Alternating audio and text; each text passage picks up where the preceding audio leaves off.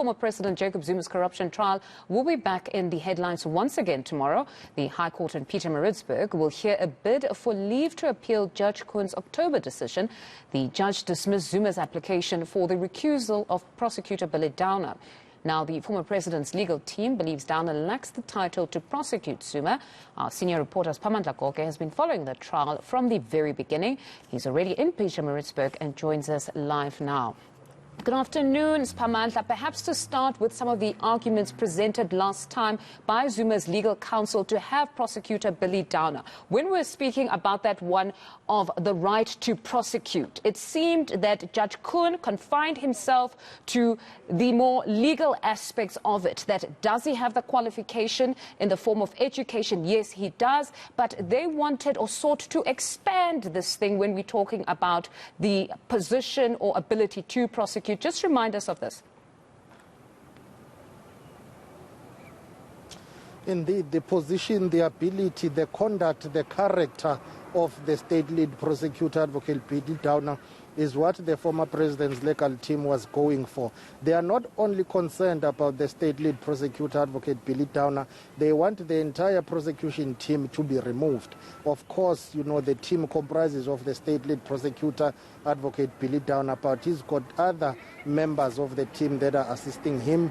Well, Advocate Dalimpof, arguing on behalf of former President Jacob Zuma, saying the entire team is compromised. They think that Advocate Billy Downer has got an axe to grind against the former president. He wants to see him convicted at all costs. They argue that he will not give the former president a fair trial, something that the state, the NPA and the defense has, of course, dismissed in this regard, saying, well, he is more than qualified to prosecute. Whether you're talking about qualifications, whether you are talking about his conduct and his character and his abilities and capabilities as a human being, he's got that. He is the perfect man for the job. He is their star in this case. But, you know, the legal team of former President Jacob Zuma not taking that, going for Advocate Billy Downer, saying he is a compromised fellow who has conducted himself in a way that is not befitting the conduct of a state lead prosecutor in this regard. And those are the arguments that we expect that tomorrow they will argue that the judge here erred when he found that there was no need to get rid of Advocate Billy Downer. That's why the former president is back here in court for that application for leave to appeal. He wants to appeal that decision and judgment by Judge Koen to say, hang on, there's nothing wrong here, let's go on with the matter. So the former president's legal team tomorrow will be arguing that a different court may arrive at a different conclusion. They will be telling the court why they think so, what are the reasons, and what are the prospects of success in that regard, and on what grounds do they believe that they stand a better chance if they go to the Supreme Court of Appeal. But let's rewind a bit and go back to the argument of Advocate Dalimpofu. Let's take a listen. For the record, my lord, we are not saying Mr. Downer is the only person who is disqualified. He just happens to be the only one who's here for now of those people. But see, we would raise the same objection, my lord, if, and we're not involved or interested in the factional battles within the NPA. Whether these ones wanted the prosecution to proceed and these ones, they didn't want the prosecution to proceed. All of them are disqualified. Whether they were on this side of that debate or this other side, they could not come here now. So what I'm saying, my lord, is that if it was Mr. Hofmeyer or Mr. Mshe or Mr. Pikoli or Mr. Nzuka or Mr. Downer, all of them would be disqualified to conduct this particular prosecution. Why? Because, or Mr. McCarthy, for that matter. Because they are all mired in the mud that is surrounding this matter.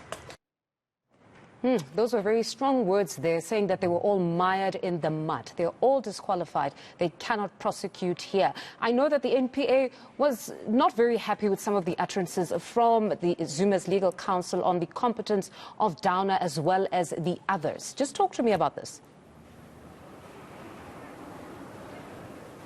Well, they're arguing that whatever the former president's legal team is arguing is just mudslinging. There is no substance, there is no fact. These are the arguments and allegations that have been dismissed in the past. So it's not true that Advocate Billy Downer does not qualify to be the lead prosecutor in this matter. He was appointed by the National Director of Public Prosecutions. He's been involved with this matter for a very long time, since the beginning. He's got that memory when it comes to the case itself. He's the perfect person to lead this prosecution, and he's very professional, competent, and is capable of seeing this case through, and he will ensure that the former president is granted the fair trial like all other accused persons in a court of law. So the state and the NPA really arguing against what the team of the former president had presented, saying, well, in any event, what they are alleging and what they are arguing is hearsay. There is no evidence to suggest that Billy Downer is compromised. But we do know that the former president's legal team has taken exception in that regard, saying, well, there is evidence that he is compromised. He's personally involved in the matter. He wants to see the former president convicted at all costs. Of course, Billy Downer couldn't argue for himself because this matter concerns him. Then the NPA had to get one of the top dogs, if I can call it that, to argue on behalf of Advocate Billy Downer. Let's listen to what Vem Trenkov had to say when he was arguing. Mr. Downer is criticized for the affidavit he made in the spy tapes case.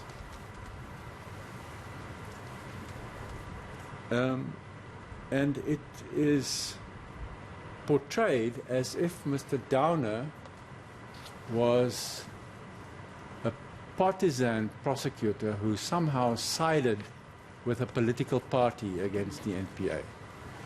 But that is again an example of a complete disregard of the facts.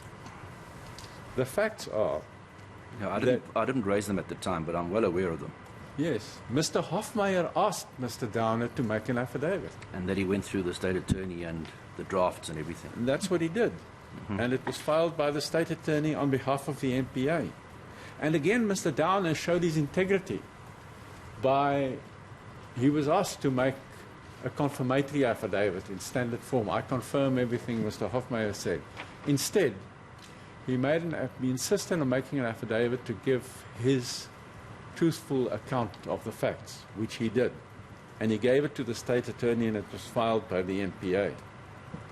It was an honest account. It was conceded by the NPA and Mr. Zuma to be correct, and it was upheld by the SCA. To suggest that that was somehow a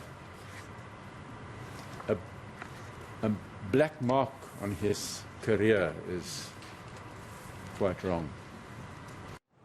You know, Siphamandla, this is a very interesting and difficult case, because if perhaps we look at the state, if they were to in fact concede, if that was still even an option, to say that perhaps Advocate Downer should step aside, it really would compromise their whole case. So even if the judge himself were to actually rule that Downer should step aside, it does compromise everything. So a lot is riding on the judge's judgment tomorrow, at the very least. That in this instance, would he be somebody that goes on to say that maybe another court, like you said, could arrive at a different decision? It will be interesting. Perhaps we could rewind to September there and just listen a bit to that judgment.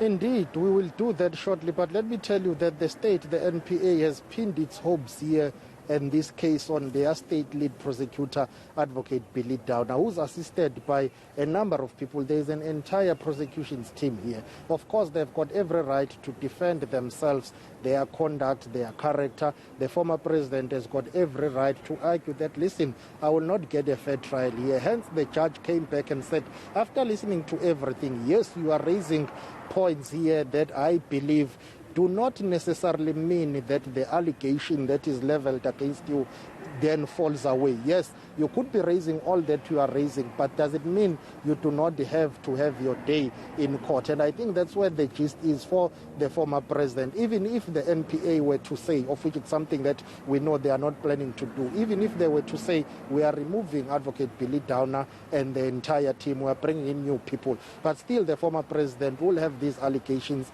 leveled against him. He will still need to have his day in court and to respond and answer to these allegations. So for now, the state is pinning its hopes on this case and the state lead prosecutor, Advocate Billy Downer. But in the end, Judge Koen said, hang on, I'm of the view that we need to proceed with this matter. Let's take a listen to him handing down that judgment. I conclude in regard to the 14 specific grounds raised, commenting on each individually, that many were based on speculation or suspicion, or are based on inadmissible hearsay evidence and not on fact. Even if in limited instances they might at best qualify as possible irregularities, these irregularities were not such as to require Mr. Downer's removal as prosecutor, and did not deprive him of the title, even in the extended sense of that word contended for by Mr. Zuma, to prosecute. The special plea is dismissed. 2, the matter is directed to proceed to trial in respect of the not guilty pleas of Mr. Zuma and Thales. And 3, paragraph 3 of the court order of 10 August 2021, as now clarified in paragraph 284 above, stands. All right. No, Siphamandla, it will be interesting to hear some of those arguments from Advocate Dalimpofu tomorrow. Thank you very much for that. That's our senior reporter, Siphamandla Goge, just giving us an overview of what to expect tomorrow.